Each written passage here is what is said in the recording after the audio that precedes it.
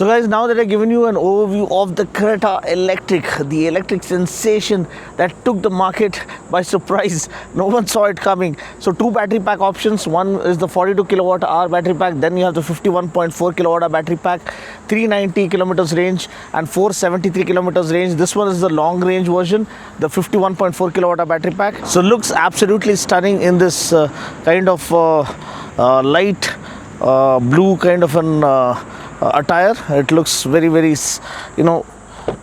soothing to the eyes, and I've already given you an overview of what this has on offer. Now let's see how it feels to ride.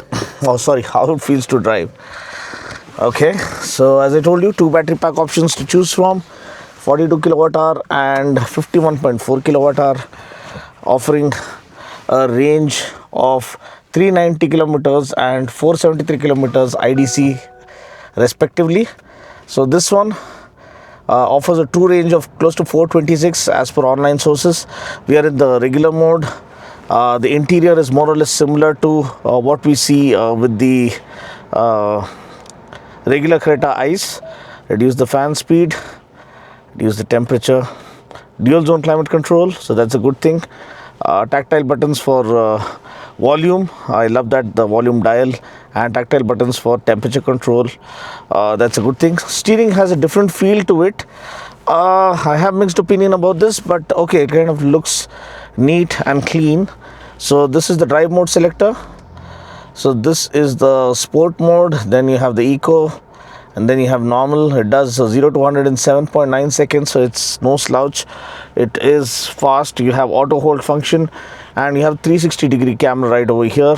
A high resolution camera, 10 plus 10 inch display, so integrated with the speedo console, the dash, and I love the fact that it doesn't stick out of the dash, so it doesn't offer any blind spots. So this is a clever inclusion, though I would have preferred a new user interface for this, because this is the same interface that you see in the Sonnet, so that doesn't justify the kind of legacy Creta enjoys. I had mentioned the same thing during the Creta ICE review as well. Creta is a legendary car, man. It deserves a persona of its own. Glad that they had a distinguished design for this and a different design for Alcazar, so they haven't just made the Alcazar an extension of the Creta. So that's a good thing. Every car has its own persona. But even the interior, you're spending so much, more than 20 lakhs for your beloved SUV, and the kind of legacy it enjoys over time, I think it's binding on you to offer something more, that much more. Instead of just lazily including the same console as that of the Sonnet, which is a downgrade. At least you include something like that of Seltos, which is parallel to this. So you have a good, clear, crisp 360 degree camera. As you can see, the truck crossing us, and the display is nice and vivid, and you have a 3D view as well as 2D view, and a bird's eye view as well. You have parking sensors, you have auto hold function, electronic parking brake, and say for instance we put it into reverse, so this is how it feels. You have guidelines as well, adaptive guidelines, which make things easy. So now we are in drive mode. Let's move forward. Region is set to level 2 or level 3 now. Then you also have region max, I think so, but for now we will set it to level 3, and we are in sport mode.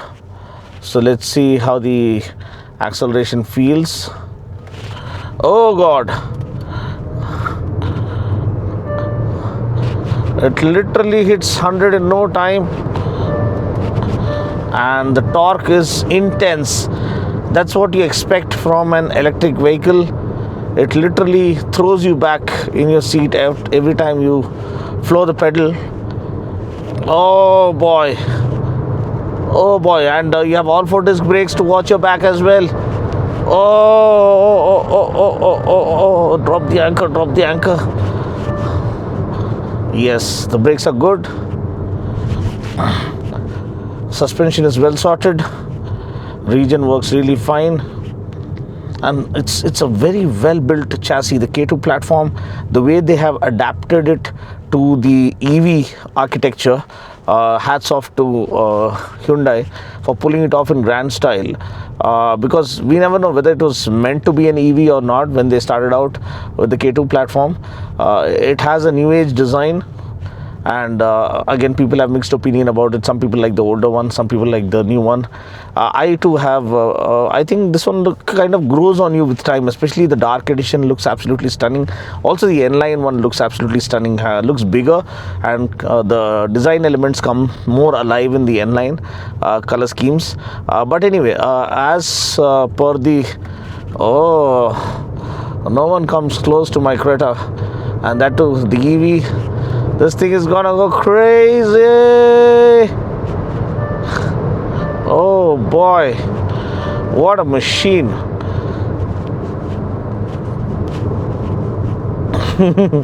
This is incredible, and call it Mr. Incredible.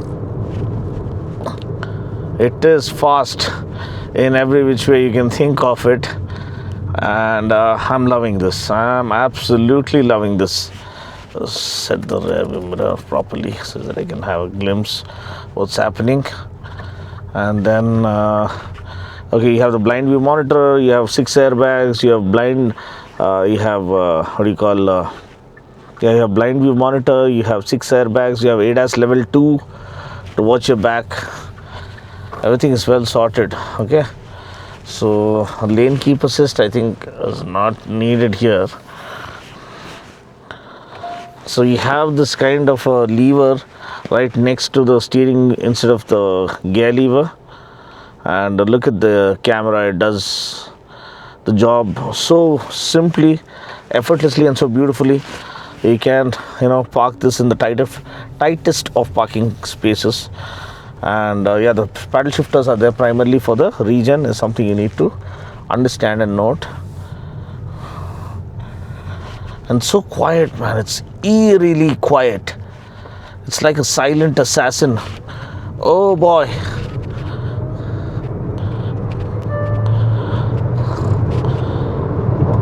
Whoa. Insane acceleration.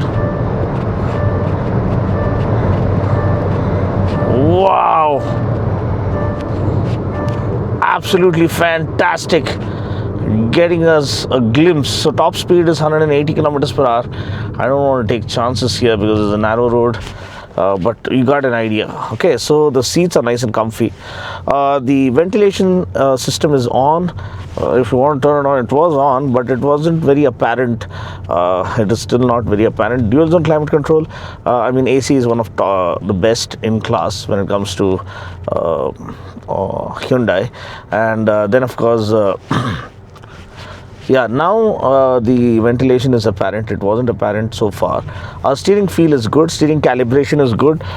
It is slightly on the heavier side. It's not too sensitive, especially supporting the kind of torque delivery it has on offer. So the power is around 169 bhp. The torque is around 255 Newton meters, but it feels way more than that when you floor the pedal. And it's extremely effortless to drive. So people who would like to drive it day in and day out, I think they're going to have loads and loads of fun and absolute convenience and effortless fatigue-free driving experience. As does the Creta is an absolute breeze to drive, and with the EV version, I think they have taken it to another level when it comes to a fatigue-free driving experience. The dash, though, I'm not a huge fan of the user interface. I think because of the way it is integrated very well into this thing, I love that fact. As I told you, steering calibration is good, seating comfort is well sorted, and there's a lot of glass area and a lot of visibility. All-round cabin visibility is well sorted as well. So all of this, and yeah, NVH levels are top notch, and this being in electric, there's going to be minimal noise, so that is well sorted. Body roll is also very well sorted because it's not too tall, so you sit nice and low, and as a result, the lower center of gravity, because of the battery being centralized, and being right underneath the body structure. That results in lowered center of gravity and a more planted feel while cornering hard. So that sets things apart. Despite that battery being there, it still offers 200 of ground clearance. That's a good thing. But when it's fully loaded to capacity with family members, I would suggest you better watch out, because the first thing to be impacted with an awkwardly angled speed breaker or a pothole would be the battery pack. So you need to be really careful. And it's an NMC battery pack, it's not a LFP battery pack. NMC battery pack has better energy optimization to offer more range despite the battery size. So that is one thing you need to note. And it's a perfect blend of fun, it's a perfect blend of economy, efficiency, battery optimization. The battery management system works really fine. You have the regen as well, the 360-degree camera, the safety is well taken care of. And then you also have something called max. Let's see whether the max level is there. So the max level, let's see, we'll shift to eco mode.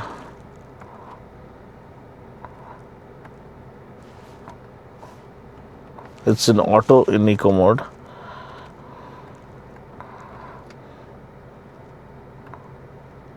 Okay, now it is in manual mode. So can we move it further, or this is level 1, level 2, level 3, yeah, level max. Okay, now we are in level max, so we can gradually move forward and don't need to apply the brake. The region is so intense that it's going to brake on its own. See, that is the max region. So the max region works really fine. I'm just taking my foot off the gas pedal. It's not a gas pedal, it's an accelerator pedal, and let's see, it brakes on its own. See, it's brilliant, and we can put it to level 3. Level 3 is also a good amount of recuperation, brake energy recuperation. It doesn't stop, but it slows down really intense manner. And then we're in level 2. I think level 2 is a good balance between too much of intrusion or a perfect blend of efficiency as well as performance. And the blind view monitor works really fine. Yeah, Bose speakers, again, a complaint about Bose speakers. Being a former i20 N-line owner, very frustrating thing. You get Bose speakers, but the speakers are louder up front and they are not so loud at the rear. I think this is a chronic problem that needs to be addressed immediately by Hyundai. You're paying a premium amount to get some premium benefits and you don't deliver. That's a sad thing. Okay, now we go into settings, vehicle,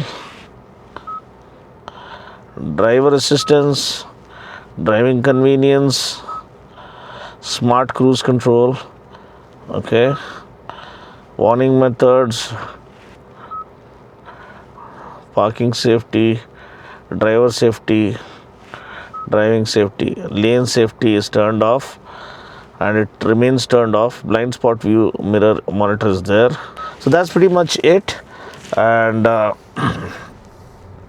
so far I think at 17.99 lakhs, it's a reasonable buy. Kind of legacy Creta enjoys, the brand Creta enjoys, and the kind of reliability that comes with Hyundai.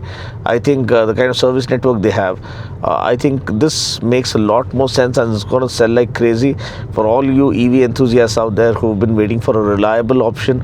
I think Creta EV does the job for you, and they have done the part by offering 2 battery packs. Like people who are predominantly going to drive within the city, I think they can opt for a lower battery pack, the 42 kilowatt hour battery pack. The guys who do long distance driving, I think for them the 51.4 kilowatt hour battery pack would serve better.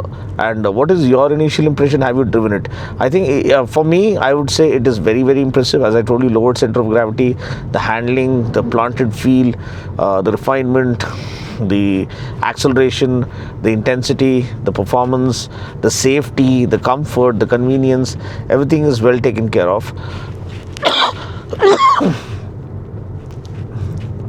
Okay, let me just quickly try voice command feature. Sunroof kholo.